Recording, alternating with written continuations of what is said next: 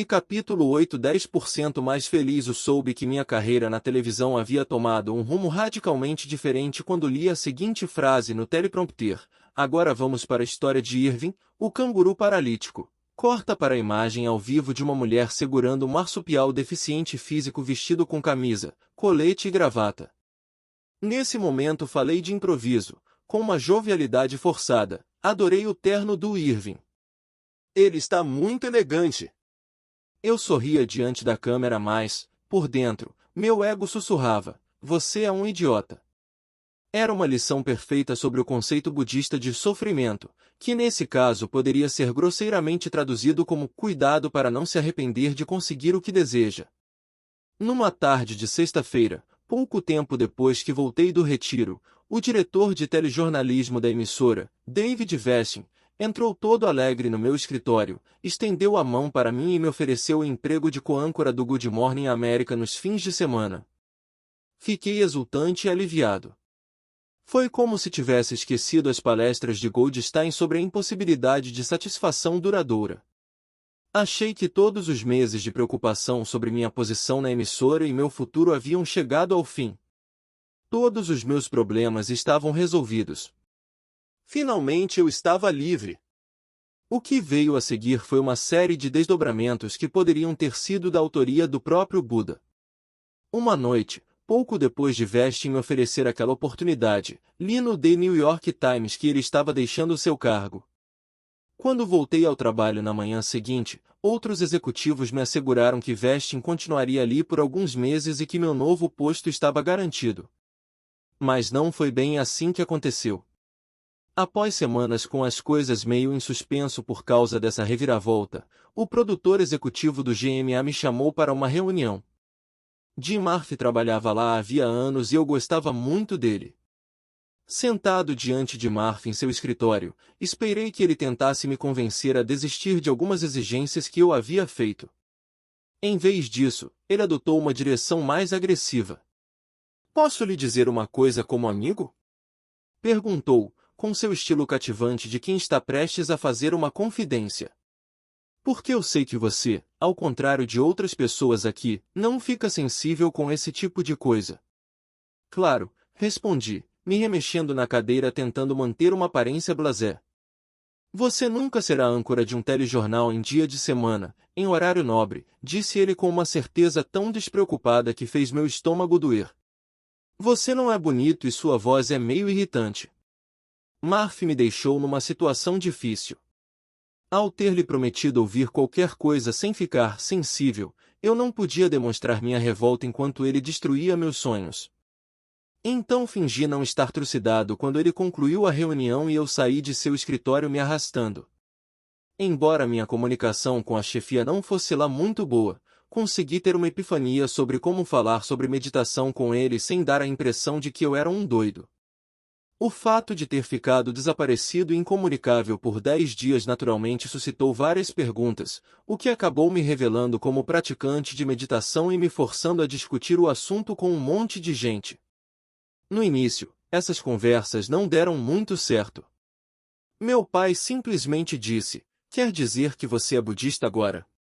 Eu apenas resmunguei de volta com uma não resposta. Meus amigos e colegas de trabalho tiveram reações semelhantes. "Você fez o que nas suas férias de verão?" Eu sabia que todos estavam pensando o que eu pensaria no lugar deles, que eu tinha me tornado uma daquelas pessoas que são normais mas que, ao chegar à meia-idade, adotam algum tipo de espiritualidade estranha. Sempre que me perguntavam sobre meditação, ou eu me fechava e olhava envergonhado, ou já ia dando uma palestra tediosa e enfática sobre os benefícios da plena atenção, sobre como isso era um superpoder, como não era tão esquisito quanto as pessoas pensavam nem envolvia coisas místicas. Podia ver o terror nos olhos dos meus interlocutores, que sempre procuravam um jeito de escapar do assunto. Havia algumas coisas que eu estava tentando atingir durante essas interações. Acima de tudo, estava defendendo minha reputação, querendo mostrar às pessoas que eu não tinha ficado maluco. Mas havia algo mais. Quanto mais eu meditava, mais olhava em volta e percebia que todos temos mente de macaco, cada um com suas próprias paranoias. Depois das experiências no retiro, eu me senti impelido a compartilhar meu aprendizado. Só não sabia ainda como fazer isso de forma eficaz. Após várias semanas sem nenhum sucesso, tive uma conversa fatídica com minha amiga Cris, que era minha mentora desde que cheguei à ABC. Tínhamos um relacionamento em que podíamos falar sobre qualquer coisa. Um dia, estávamos conversando e o assunto das minhas férias veio à tona. Ela me lançou um olhar curioso e perguntou: "O que deu em você com esse negócio de meditação?" Para evitar outra resposta longa e mal-sucedida, eu apenas disse: "Faço meditação porque isso me deixa 10% mais feliz." A expressão no rosto dela mudou instantaneamente. Onde antes havia um indício de escárnio, agora eu via um genuíno interesse. "É mesmo?" disse ela. "Bacana, gostei dessa descrição." Pronto. Tinha achado meu slogan, 10% mais feliz. Ele tinha o duplo benefício de ser uma boa frase de efeito e a pura verdade. Era a resposta perfeita, na verdade, oferecendo um contraponto às promessas irreais dos gurus de autoajuda e ao mesmo tempo um retorno atrativo para o investimento. Isso me lembrou vagamente a comédia Crazy People, Muito Loucos, 1990, um filme em que um publicitário resolve ser honesto em suas campanhas, criando pérolas como o Jaguar, para homens que querem sexo com mulheres lindas que mal conhecem. A agência dele o mandou para um hospício. Meu novo slogan também combinava perfeitamente com a nova tendência do telejornalismo. Os repórteres não deviam vender suas matérias como a coisa mais maravilhosa do mundo, porque depois o produto podia acabar decepcionando a chefia. Se isso acontecesse, eles nunca mais voltariam a aparecer no ar. Sempre é melhor criar menos expectativa e surpreender. Pena que eu ainda não tinha a frase dos 10% pronta quando meu pai me indagou sobre o budismo. Eu não podia culpá-lo por seu ceticismo, mas agora meu novo slogan era uma criptonita eficaz contra esse tipo de desconfiança. Quando comecei a testar essa frase com outras pessoas, não cheguei a converter ninguém de imediato, mas pelo menos consegui evitar que elas saíssem correndo de mim. Cerca de um mês depois do retiro, tive a oportunidade de testar meu slogan com o Senhor Iluminação em pessoa. Consegui marcar uma entrevista com Joseph Goldstein para uma nova série online que criei, chamada Beliefs. Comecei perguntando como ele havia descoberto o budismo. Quando jovem, ele era cheio de si, sempre questionando tudo. Queria estudar direito ou arquitetura, mas acabou se formando em filosofia. Depois se tornou voluntário do Corpo da Paz americano. Sua primeira opção tinha sido ir para a África Oriental, mas, do jeito que o karma é, foi enviado para a Tailândia, onde foi exposto pela primeira vez ao budismo. Goldstein entrou num grupo de discussão para ocidentais num templo famoso em Bangkok, onde se revelou uma presença controversa. As pessoas pararam de frequentar o grupo por minha causa, disse ele, rindo. Você já deve ter visto grupos assim, em que uma determinada pessoa nunca para de falar. Essa pessoa era eu. Até que um dos monges que lideravam o grupo disse: "Joseph, acho que você deveria tentar fazer meditação." Goldstein aceitou a sugestão. Sozinho em seu quarto, colocou um despertador para 5 minutos depois e começou a praticar. Ficou instantaneamente apaixonado. Vi que havia uma forma sistemática de nos tornarmos conscientes do que acontece dentro de nossa própria mente, afirmou. Parecia extraordinário para mim. Sem essa consciência, vivemos nossas vidas apenas agindo a partir de nosso condicionamento, de nossos hábitos. Goldstein ficou tão entusiasmado que começou a chamar seus amigos para vê-lo meditando. Eles não voltaram mais, contou, rindo. Então você era ligeiramente insuportável? Perguntei. Ah, sim. Mas acho que os últimos 40 anos de meditação me ajudaram. Depois do Corpo da Paz, ele se mudou para a Índia, onde estudou meditação durante 7 anos. Mais tarde, na metade da década de 1970, decidiu voltar para os Estados Unidos, onde desde então escreve livros, ensina e promove retiros. Em relação aos retiros, perguntei, A maioria das pessoas acha que 9 dias inteiros só de comida vegetariana, sem poder falar e com 6 horas diárias de meditação silenciosa parecem um inferno, completou ele, me interrompendo com uma risada nem um pouco defensiva. Mas, quando as pessoas tomam coragem e resolvem participar de um retiro, começam a enxergar como a mente está realmente agindo. Ali estamos vendo bem de perto o que nossas vidas realmente são. Aquela teoria me impressionou. Enquanto não olharmos diretamente para nossas mentes, não saberemos o que nossas vidas realmente são. É incrível, comentei, porque tudo que vivenciamos neste mundo passa pelo filtro da mente, e passamos pouquíssimo tempo pensando em como esse mecanismo funciona. Exato. É por isso que quando as pessoas provam disso pela primeira vez ficam tão fascinadas. A vida é a manifestação de nossa mente. Já que a conversa estava fluindo tão bem, achei que era o momento de apresentar a ele minha nova frase de efeito. As pessoas me perguntam se a minha vida melhorou por causa da meditação e gosto de dizer, ela está cerca de 10% melhor. Sim, 10% é bom para começar uma prática de meditação. Esse é um percentual imenso. Por exemplo, se você tivesse 10% do seu dinheiro, é um bom retorno para um investimento. E é um ótimo retorno, que vai ficando cada vez maior com o tempo, acrescentou ele. Era inevitável que a conversa tomasse esse rumo.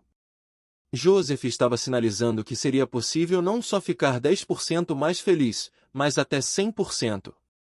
Preciso admitir, falei, que continuo sem acreditar muito no conceito de iluminação. Por isso eu gostaria de lhe perguntar, você acredita que a alcançou? Não. Mas logo depois ele disse algo que me surpreendeu.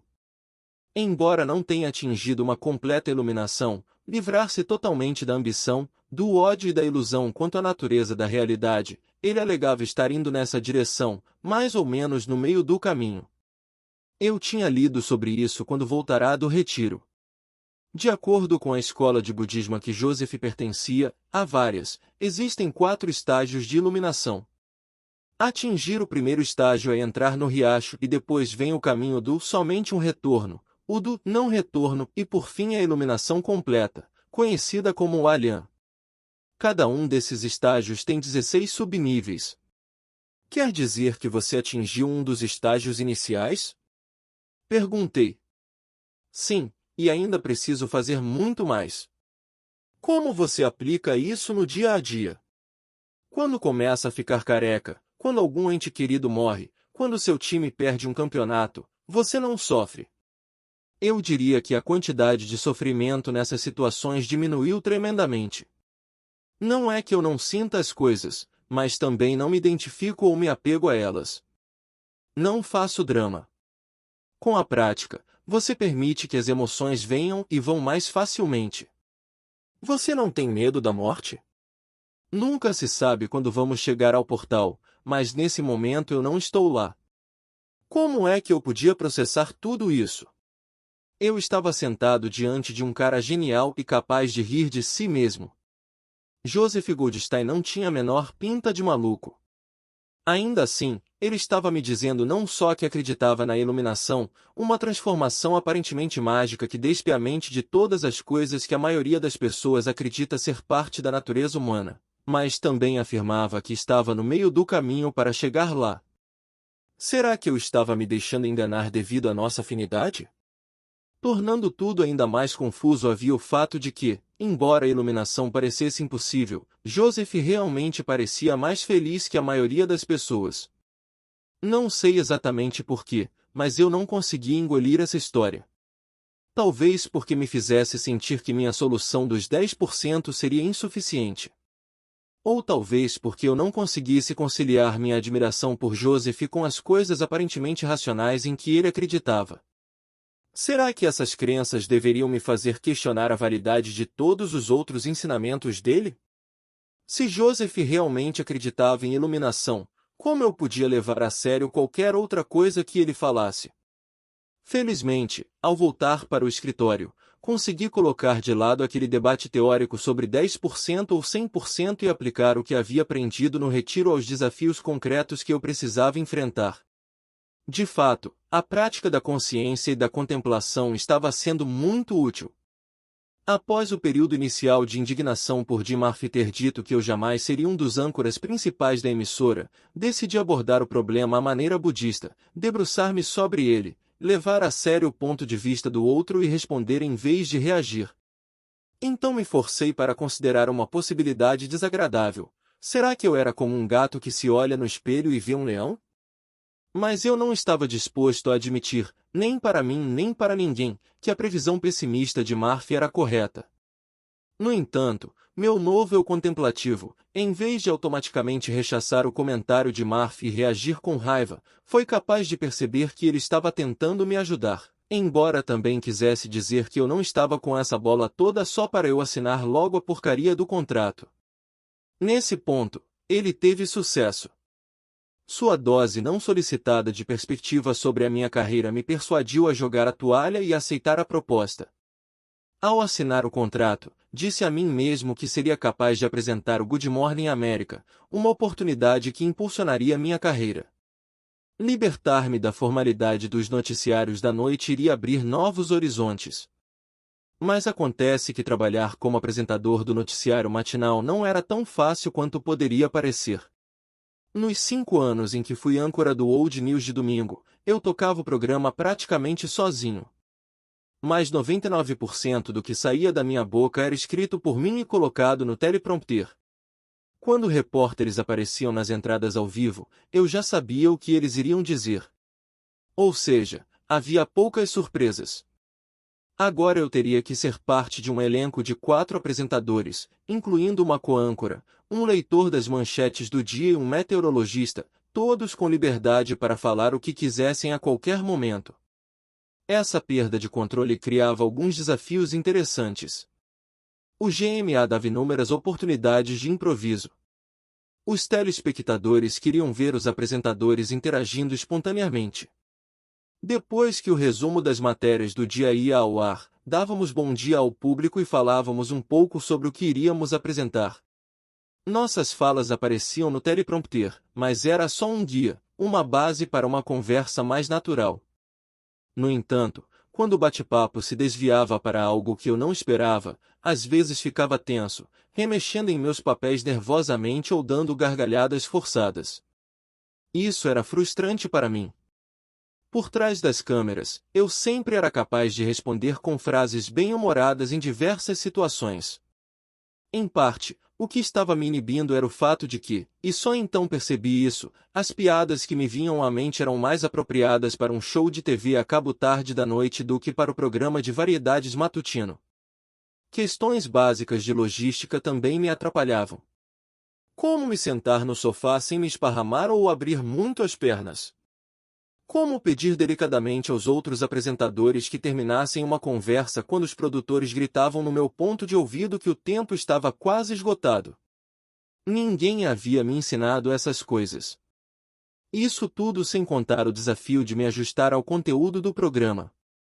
Eu sabia que falaríamos de assuntos bem mais leves do que aqueles a que estava acostumado no noticiário da noite. No entanto, às vezes me sentia pouco à vontade em situações que não haviam sido parte da minha experiência profissional até o momento, bancar o juiz num concurso para determinar qual era o menor e mais leve chihuahua do mundo, competir com os outros apresentadores para ver quem fazia a melhor casinha de biscoito de gengibre no Natal e por aí vai. Felizmente, o Nigrini e o Old News continuaram me oferecendo oportunidades de trabalhar no que eu fazia de melhor. Fiz várias reportagens sérias sobre o Iraque, a pena de morte, evangélicos secretamente convertidos ao budismo. Por outro lado, eu estava descobrindo que o trabalho no GMA dos fins de semana também tinha seus pontos positivos. Apesar da minha ocasional falta de jeito, meus colegas estavam me elogiando. Os chefes também estavam felizes porque nosso grupo de apresentadores tinha uma ótima química. Embora a audiência dos fins de semana fosse bem menor que a do GMA de segunda a sexta, nosso relacionamento com os espectadores era muito mais íntimo, já que o formato do programa era mais solto e pessoal. A televisão matutina era um excelente meio para transmitir informações úteis e importantes. Entrar na casa das pessoas discutindo eventos atuais de forma descontraída quando elas começavam a se preparar para o seu dia tinha um impacto único, talvez até mais poderoso que a natureza sóbria e solene do noticiário da noite. Sentia-me muito agradecido e sortudo por ter aquele emprego. Mas a intimidade com a audiência era uma faca de dois gumes. Embora eu gostasse da oportunidade de conversar com os telespectadores via Facebook e Twitter, era óbvio que alguns deles se sentiam com liberdade de dar suas opiniões sobre mim.